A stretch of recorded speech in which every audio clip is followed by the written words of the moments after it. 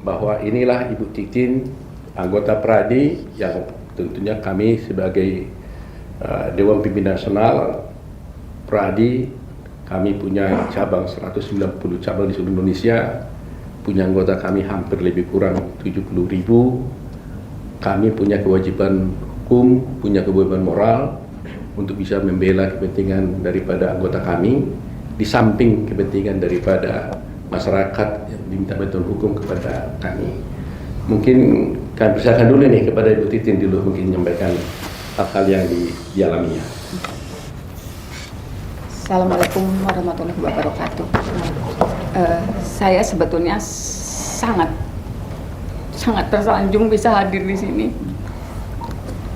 Karena sebetulnya saya lakukan sejak 2016-2017. Saya dulu nggak ngerti apa sih yang terjadi, kenapa saya begitu sulit memberikan fakta yang sebenarnya. Banyak hal yang terjadi yang nggak mungkin saya ceritakan secara detail. Bahkan di pengadilan nggak ada yang percaya kalau ada sidang yang itu dibukanya mulai jam 18.45 di Cirebon. Sebetulnya itu nggak lazim, tapi nggak ada yang mengekspos secara luar biasa. Waktu itu saya sudah meminta bantuan teman-teman media, ini ada yang salah, tetapi justru wartawan dari media Jakarta itu dilarang wawancara dengan saya, tapi harus memblow up kekejaman geng motornya. Dari dulu saya yakin betul yang ditangkap itu tidak terlibat dalam perkara itu, karena antara bukti yang dihadirkan, antara hasil visum dengan tuntutan itu jauh berbeda. Dalam tuntutan itu terlalu sadis perlakuannya, sementara dari bukti visum dan barang bukti yang dihadirkan tidak sedikit pun mendekati kebenarannya. Saya sudah coba lakukan berbagai hal. Di 2016 saya sudah pernah lapor ke Propam Polda Jabar. Saya sudah pernah ke Komnas HAM di tanggal 13 September 2016.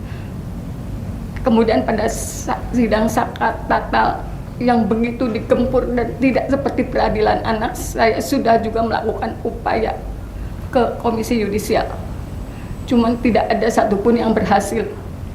Ketika Sakat Tatal divonis 8 tahun, saya waktu itu sakit banget. Saka, takdir kamu ada di sini. Saya nggak ngerti harus ngapain lagi. Kemudian ketika perkara ini ramai, sebetulnya saya sudah tidak nyaman. Saka sampai kasasi juga saya dampingin, saya yang buat. Tetapi banyak hal. Ketika saya mengirimkan memori banding dan kontra memori banding, pengadilan negeri juga tidak mengirimkan. Akhirnya putusannya tetap pada putusan pengadilan, menguatkan pengadilan negeri. Mungkin kembali langsung aja, apa yang Ibu Titin alami kemarin itu?